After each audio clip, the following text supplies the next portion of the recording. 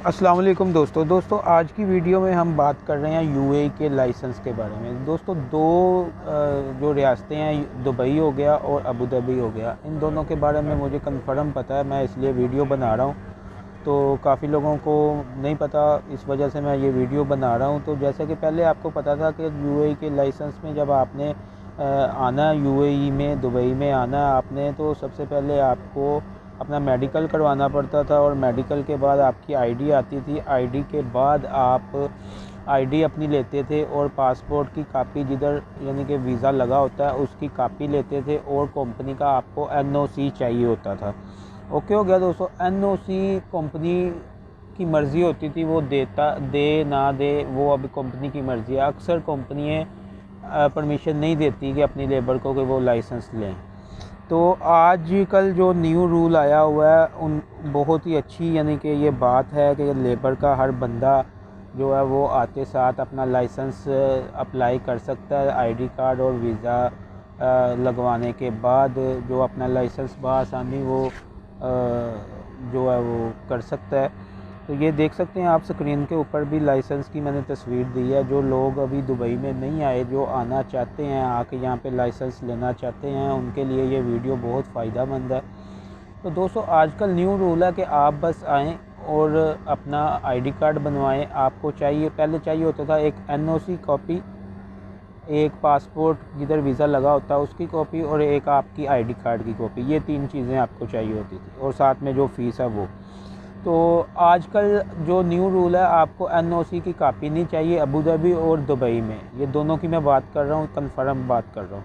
Abu Dhabi और Dubai में आपको एनओसी की कॉपी नहीं चाहिए, आपको ओनली पासपोर्ट की कापी चाहिए जिधर वीज़ा लगा होता है। लास्ट में वो आपको देखने को मिल जाएगी, वीडियो के लास्ट में वो तस्वीर आपको मिल जाएगी जो पासपोर्ट की कापी का मैं बता रहा हूँ, जिसके ऊपर वीज़ा लगा होता है, वो वीडियो के आखिर में आपको देखने को मिल जाएगी। ओके हो गया। तो एक तो आपको चाहिए पासपोर्ट की कापी जिधर वीज़ा लगा हो, दूसरे नंबर पे आपको चाहिए आईडी कार्ड की कापी, तीसरे नंबर पे आपको चाहिए पैसे जो आपने वहाँ पे फ़ीस जमा करवानी है। दुबई में आप जाएंगे, अबू धाबी में आप जाएंगे, आपको एक बात और मैं आपको बता दूं, अगर आपका दुबई का वीज़ा है तो दुबई में आपकी फ़ाइल ओपन होगी, अगर आपका अबू धाबी का वीज़ा है तो अबू धाबी में आपकी फ़ाइल ओपन होगी। अगर अबू धाबी का वीज़ा तो आप चाहते हैं दुबई में फ़ाइल ओपन हो, तो ऐसा बिल्कुल नहीं है। जिधर का वीज़ा होगा वहाँ की ही फ़ाइल ओपन होगी। ओके हो गया।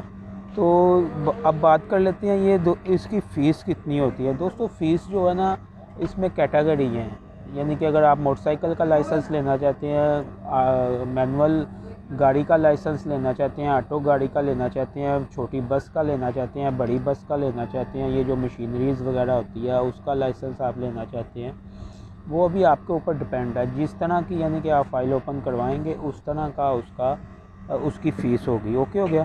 तो जहाँ तक मैंने जो दुबई का एमिरेट्स स्कूल है, बहुत अच्छा स्कूल है, उनसे लाइव चैट करके बात करके लिया। जो मैनुअल छोटी गाड़ी का जो मैनुअल लाइसेंस है 3 नंबर जिसको कहते हैं, उसकी फ़ीस जो है ना वो तकरीबन 1300 कुछ दिरहम है।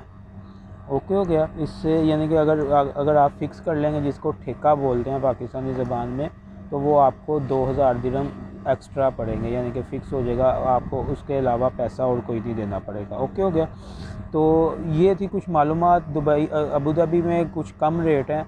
अबू धाबी का अगर जिसका वीज़ा है तो वो कम पैसों में लाइसेंस मिल जाता है, अबू धाबी का थोड़ा इजी मिल जाता है, दुबई का बहुत मुश्किल है।